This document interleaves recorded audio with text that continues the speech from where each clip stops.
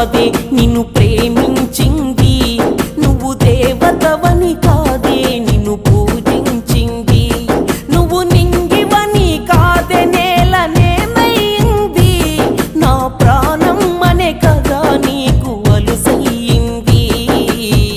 రాతలో లేని రాధమ్మ చెప్పలే